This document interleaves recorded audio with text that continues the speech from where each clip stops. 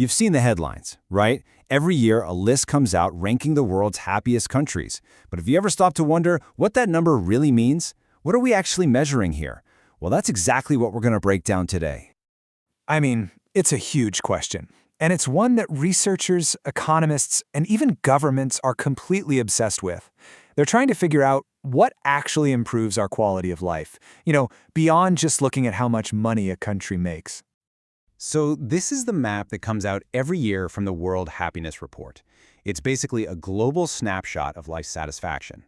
The darker the green, the higher the happiness score. And the more red you see, well, the lower the score.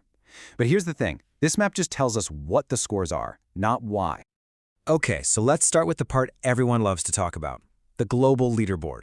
Who is at the very top of the happiness ladder, and who's struggling at the bottom? No surprise here, really. For the 8th year in a row, Finland is number 1. And just look at that list. It's basically a sea of Nordic countries. This isn't a fluke. This has been the pattern for over a decade. So what in the world is going on up there? Now, on the other end of the spectrum, the story is tragically different.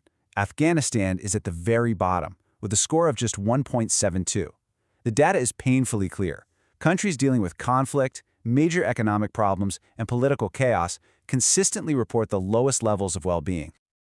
And one of the really big stories this year is about the United States. It's actually continued to slide down the rankings, landing at 24th place.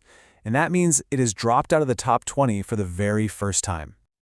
Yeah, the researchers behind the report are calling this a new low. They think it might be connected to a couple of key things: growing political division and a really noticeable drop in happiness among young people, specifically those under 30.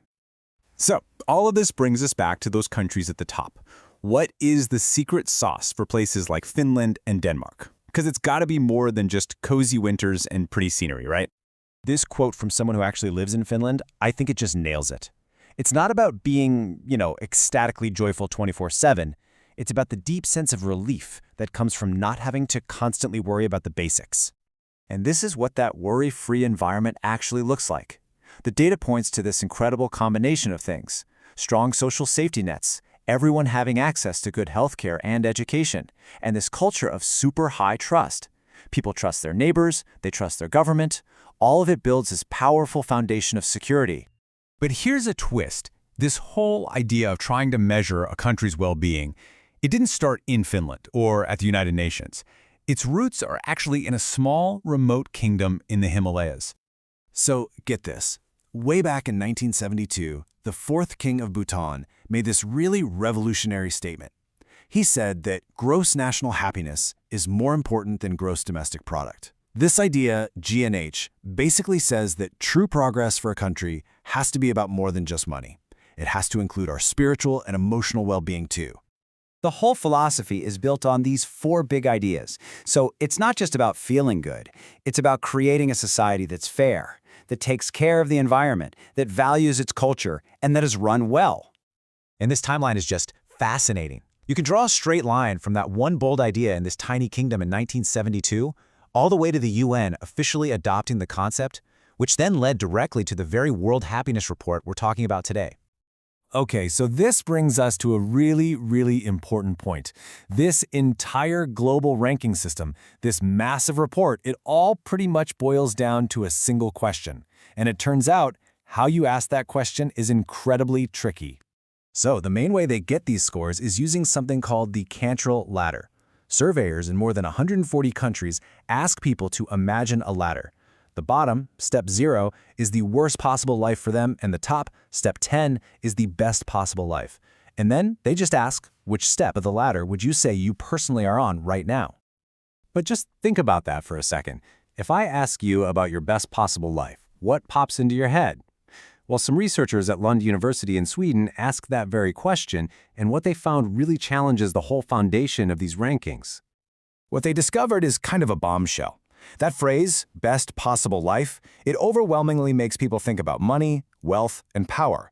But when they changed the wording just a little bit to the most harmonious life, the answers totally changed. People started talking about relationships, health, and work-life balance. It really suggests the main question might be measuring a pretty narrow, money-focused kind of happiness. But the critique of all this goes even deeper. especially when we look back at where it all started, in Bhutan. Yeah, the story isn't quite as simple and rosy as it first seems. I mean, just read that. It's an incredibly powerful and honestly a pretty jarring statement. Critics argue that behind this beautiful philosophy of gross national happiness, there's a much darker history, one filled with serious human rights abuses. Critics, and they cite reports from places like Human Rights Watch, they point to the 1990s. This is when the Bhutanese government forced out over 100,000 ethnic Nepalese people. This was done in the name of preserving a single national culture, which, ironically, is one of the pillars of GNH. These critics argue that GNH was basically used as a propaganda tool to cover up a brutal act of ethnic cleansing. So after all of that, after breaking down the rankings, philosophy, and its dark side, we're left with this huge question. If a simple number like GDP is too narrow, and a single happiness score is flawed and can even be used to hide injustice, then what should we be aiming for? How should a society really measure if it's successful? There's no easy answer, but it's a question that's more important now than ever.